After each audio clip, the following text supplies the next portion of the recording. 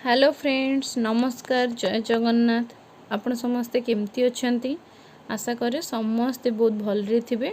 जगन्नाथ के पाखरे एतिकी विनती करिवे समस्ते बहुत भलरे रुहंतु, खुशी रुहंतु। राजा मामा हैप्पी लाइफ रो आउ एक न्यू वीडियो को मु आपनको स्वागत करूची। आसंतु आज आमे बुली जाइचे महाप्रभुंकर 32 बेश देखिया पई।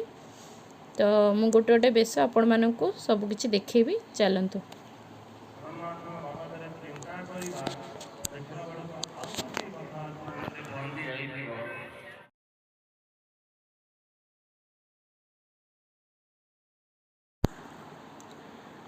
भावर ठाकुर होउछंदी जगन्नाथ ठाकुर।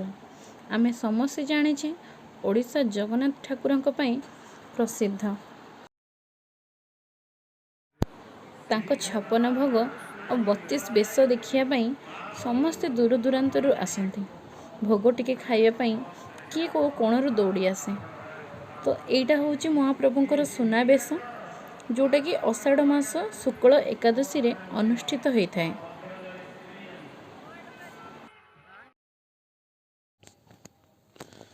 तो एबे चलंतु महाप्रभुंकर 32 बेश देखिबा।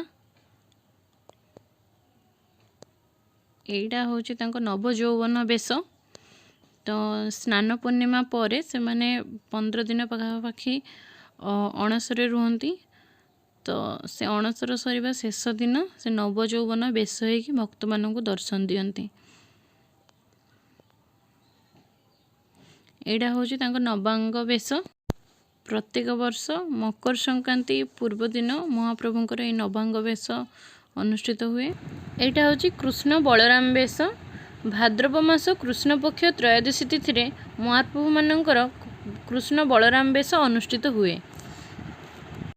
एटा होची सेनापति बेश।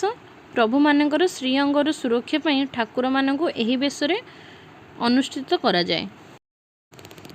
एटा होची महाप्रभुंकर बामन बेश। एटा होची तड़प उत्तरी बेश।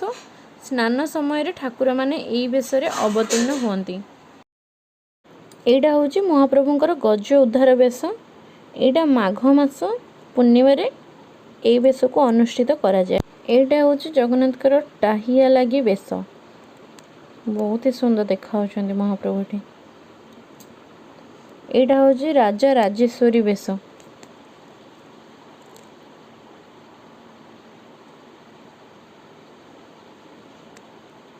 एटा होची संध्या बेश। प्रत्येक दिन संध्या रे धूप देवा पूर्व ए बेश ग्रहण करती। एटा होची बांको चूड़ा बेश। ए बेश कार्तिक मास शुक्ल द्वादशी रे अनुष्ठित हो जाए। एटा होची घोड़ा लागी बेश। एटा होची महाप्रभुंकर रघुनाथ बेश। एटा होची महाप्रभुंकर चंदन लागी बेश, जोड़ा कि बैशाख और ज्येष्ठ मास रे अनुष्ठित हुए। एटा होची गजानन बेश बा हाथी बेश। प्रति वर्ष ज्येष्ठ मासर पूर्णिमा तिथि रे श्री जगन्नाथकर गजानन बेश अनुष्ठित हुए। एटा होची महाप्रभुंकर गिरी गोवर्धन बेश। प्रति वर्ष श्री जगन्नाथ मंदिर रे भाद्रव कृष्ण त्रयोदशी तिथि रे श्रीजीव मानकर पवित्र गिरी गोवर्धन बेश अनुष्ठित होइथाय। एटा होची महाप्रभुंकर पद्म बेश। प्रति वर्ष श्री जगन्नाथ मंदिर रे पौष मास रे भक्त प्रवर साधु महोत्सव दासंक श्री जगन्नाथ को पुष्प किंबदंती मूलक आख्यान अनुक्रम रे पद्मवेश अनुष्ठित होइथाय।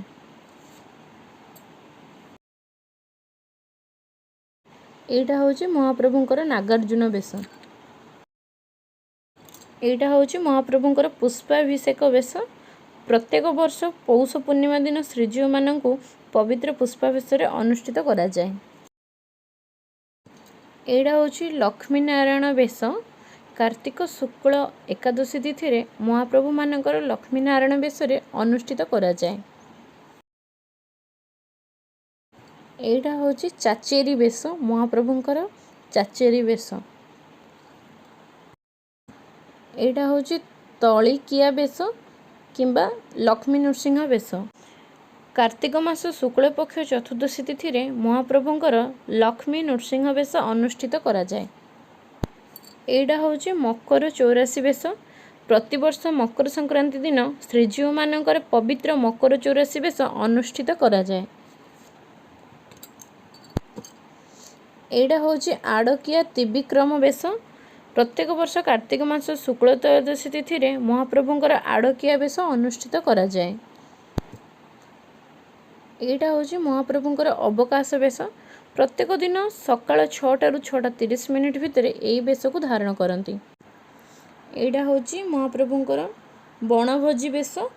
प्रतिवर्ष भाद्रव मास कृष्ण पक्ष दशमी तिथि रे श्रीजीव मानकर बनभोजी बेश अनुष्ठित करा जाए। एटा होची महाप्रभुंकर बड़ सिंहार बेश। प्रत्येक दिन रात्रि 10:30 समय रे महाप्रभुंकर बड़ सिंहार बेश अनुष्ठित करा जाए। एटा होची महाप्रभुंकर पाळंबासुर बध बेश। एटा होची महाप्रभुंकर राधा दामोदर बेश।